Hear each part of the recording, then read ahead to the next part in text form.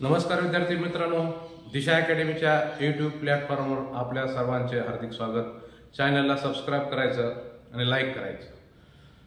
आज आपण PYQ घेणार आहोत। त्याच्यामध्ये सर्वात महत्त्वाची गोष्ट महात्मा ज्योतिबा फुले यांच्यावर अनेक वेळेस सरळ सेवा भरती असेल, पोलीस भरती असेल, राज्यसेवा असेल, PSIST असेल, अशा अनेक परीक्षावर अनेक वेळेस प्रश्न विचारले गेलेले आहेत। त्या दृष्टिकोनातून आपण झालेल्या प्रश्नावर चर्चा करू। सत्यशोधक समाजाच्या स्थापनेशी संबंधित कोण आहे? हा प्रश्न अतिशय सोपा आहे, याचं सहज आपण उत्तर देऊ शकाल। उत्तर आहे महात्मा ज्योतिबा फुले। याचं उत्तर काय?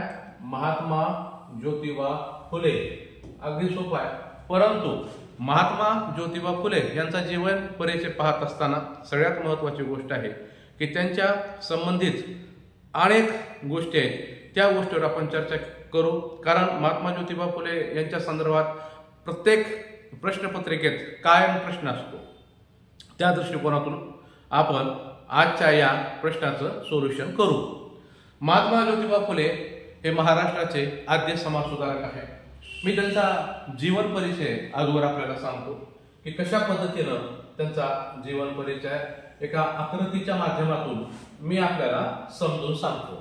सर्वात पहिली गोष्ट, महात्मा ज्योतिबा फुले यांचा जन्म। महात्मा ज्योतिबा फुले यांचा जन्म 11 एप्रिल 1827 ला यांचा जन्म झाला। महात्मा ज्योतिबा फुले यांचा जन्म पुण्यामध्ये झालेला आहे, परंतु ते मूळ कडवणचे होते। इथं जन्म, त्यानंतर सगळ्यात महत्त्वाची गोष्ट म्हणजे 1863 ला महात्मा ज्योतिबा फुले यांनी बाल हत्या प्रतिबंधक गृहाची स्थापना केली। 1863 ला बाल हत्या प्रतिबंधक गृह स्थापन केले। मग या बाल हत्या प्रतिबंधक गृह स्थापन करण्यामागचा हेतू होता की त्या काळामध्ये अनेक स्त्रिया अवैध असताना त्यांना मूल बाळवायचं, तर समाजाच्या भीतीने ते बाहेर कुठेही रोडवर टाकणे वगैरे असा प्रकार होत होता। त्यामुळं इंग्रजांनी एका महिलेला काळ्या पाण्याची सजा सुद्धा दिली होती। त्यामुळं ही भावना महात्मा ज्योतिबा फुले यांच्या लक्षात आली की आपण यांच्यासाठी काहीतरी केलं पाहिजे। म्हणून त्यांनी सामाजिक जाणीवेतून बाल हत्या प्रतिबंधक गृहाची स्थापना केली आणि जवळपास 35 महिला यामध्ये बाळंतीण झाल्या। त्यामध्ये काशीबाई नावाची एक महिला होती। या काशीबाई नावाच्या महिलेला यशवंत हा मुलगा झाला आणि हा यशवंत मुलगा महात्मा ज्योतिबा फुले यांनी दत्तक घेतला। पुढे तो मुलगा डॉक्टर झाला। त्यानंतरची सगळ्यात महत्त्वाची घटना की 1864 ला महात्मा ज्योतिबा फुले यांनी त्या काळामध्ये आंतरजातीय पुनर्विवाह घडवून आणला। आंतरजातीय काय पुनर्विवाह घडवले, म्हणजे विधवांचा पुनर्विवाह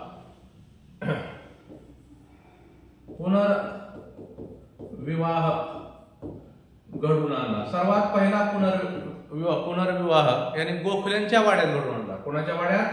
गोखलेंच्या वाड्यात घडवून आणला। गोखले यांच्या वाड्यामध्ये घडवून आणला। त्यानंतरचा क्रम आहे महात्मा ज्योतिबा फुले यांच्या जीवनाशी संबंधित 1882 ला, म्हणजे 1882 ला एक घटना घडली आणि 1888 ला एक महत्त्वपूर्ण घटना घडली। त्यामध्ये प्रामुख्याने भारतामध्ये शिक्षण आयोग आला।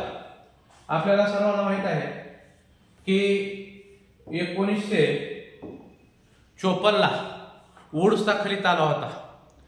भारतामध्ये शैक्षणिक धोरण राबवलं होतं आणि भारतामध्ये वुड्सच्या खलित्याने चार्ल्स वुड्स योग्य पद्धतीने भारतामध्ये शैक्षणिक अंमलबजावणी झाली का नाही हे पाहण्यासाठी लॉर्ड रिपनच्या काळामध्ये 1882ला सर विल्यम हंटर यांच्या अध्यक्षतेखाली भारतामध्ये प्राथमिक शिक्षण, माध्यमिक शिक्षण कशा पद्धतीने चालू आहे, त्याची अंमलबजावणी योग्य पद्धतीने चालू आहे का, हे पाहण्यासाठी एक आयोग स्थापन झाला होता. त्याचं नाव आहे हंटर आयोग. हा हंटर आयोग 3 ऑक्टोबर 1882ला भारतात आला होता. आणि भारतात आल्यानंतर याला सर्वप्रथम साक्ष महात्मा ज्योतिबा फुले यांनी दिली. अनेक वेळेस हा प्रश्न परीक्षेत पडलेला आहे की हंटर कमिशनला खालीलपैकी साक्ष कोणत्या समाज सुधारकाने दिली, तर त्यांचं नाव आहे महात्मा ज्योतिबा फुले. या ठिकाणी हंटर कमिशन पुढे महात्मा फुले यांनी एक प्रस्ताव ठेवला की तुम्ही जे शेतकऱ्याकडून कर वसूल करता, जे श्रीमंत शेतकरी आहेत त्यांच्याकडून जो कर वसूल करता, तो कर तुम्ही वसूल करा, हरकत नाही, परंतु त्यामध्ये सगळ्यात महत्वाची गोष्ट, कर वसूल करत असताना तुम्ही जे गोरगरीब शेतकऱ्यांचे मुलं आहेत त्या मुलांसाठी शिक्षणाची तुम्ही व्यवस्था करा, असा एक प्रस्ताव दिला. आणि यामध्ये सगळ्यात महत्वाची गोष्ट 7 ते 14 वयोगटातील मुलांना मोफत व सक्तीचे शिक्षण द्या. 7 ते 14 वयोगटातील मुलांना मोफत व सक्तीचे शिक्षण द्या. हा प्रस्ताव इंग्रजांपुढे महात्मा ज्योतिबा फुले यांनी ठेवला. आपल्याला माहित असेल 2002 पासून भारत सरकारने सर्व शिक्षा अभियान म्हणून प्राथमिक शिक्षण खेडोपाडी नेण्यासाठी उपक्रम राबवला. त्याच्यामध्ये तोच नियम आहे 7 ते 14 वयोगटातील मुलांना मोफत व सक्तीचे शिक्षण देणे आणि दुपारचं मध्यान्ह भोजन सुद्धा सुरू करणे. तामिळनाडूने सर्वात पहिला मध्यान्ह भोजनाचा प्रयोग केलेला आहे. हा एक त्याच्यामध्ये आहे. त्यानंतर दुसरी घटना घडली. आपल्याला माहित आहे की महात्मा ज्योतिबा फुले यांना 1888ला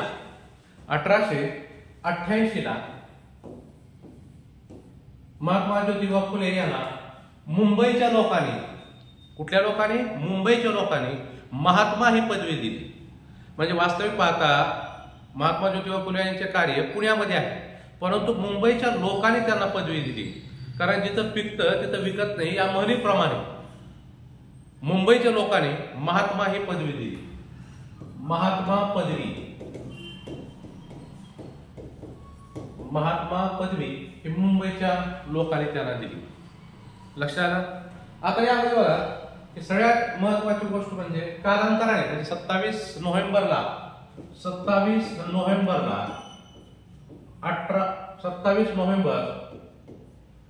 1890 रोजी महात्मा ज्योतिबा फुले यांचे निधन झाले. अजून त्यांच्या आयुष्यामध्ये सर्वात महत्वाची गोष्ट आहे की त्यांनी लिहिलेले साहित्य. बघा या ठिकाणी सर्वात महत्वाची गोष्ट आहे सत्यशोधक समाजाची स्थापना कोठे झाली, अध्यक्ष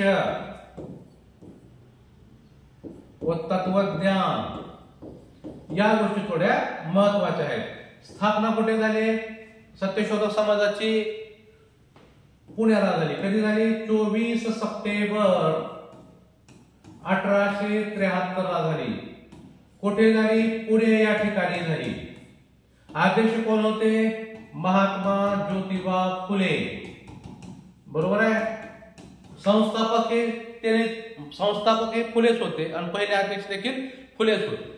तत्वज्ञान सार्वजनिक सत्यधर्म, यातून त्यांनी तत्वज्ञान मांडले. सार्वजनिक सत्यधर्म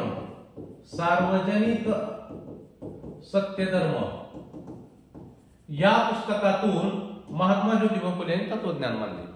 आता सगळ्यात महत्वाचं महात्मा ज्योतिबा फुले यांच्या ब्रीद वाक्य की बाबा महात्मा ज्योतिबा फुले यांनी सत्यशोधक समाजाचे ब्रीद वाक्य काय ठेवले होते? ब्रीद वाक्य त्याच्यावर अनेक वेळेस प्रश्न पडलेला आहे.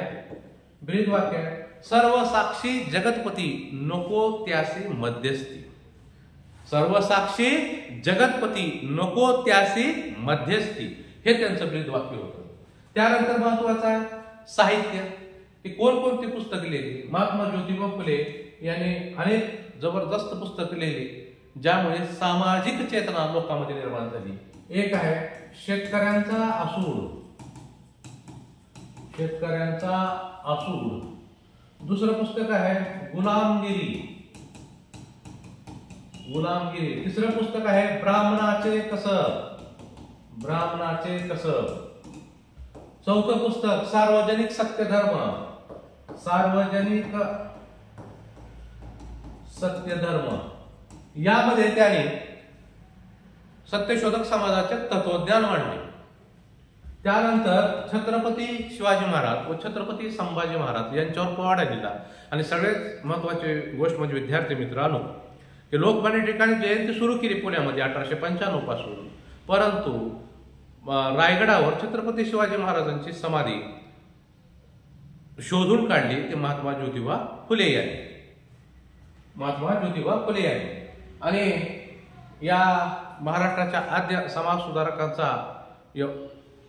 मृत्यू 27 नोव्हेंबरला 1890 झाला. पर तत्पूर्वी यांनी महाराष्ट्रामध्ये जो अंधार निर्माण झाला होता तो दूर केला. भारतातील पहिली शाळा 1848ला पहिली शाळा त्यांनी काढली आणि ती ही मुलींची काढली भिडेच्या वाड्यामध्ये, बुधवार पेठेमध्ये. तिथून खऱ्या अर्थाने मुलींना शिक्षणाचा त्याने एक आधार निर्माण केला, स्वतःच्या पत्नीला शिकवून. महाराष्ट्राचे आद्य समाज सुधारक महात्मा ज्योतिबा फुले यांच्या कार्याविषयी आपण थोडक्यात माहिती पाहिलेली आहे. सर्व परीक्षेला उपयुक्त असा हा प्रश्न आहे. महात्मा ज्योतिबा फुले यांच्यावर अनेक वेळेस प्रश्न आलेले आहेत. धन्यवाद.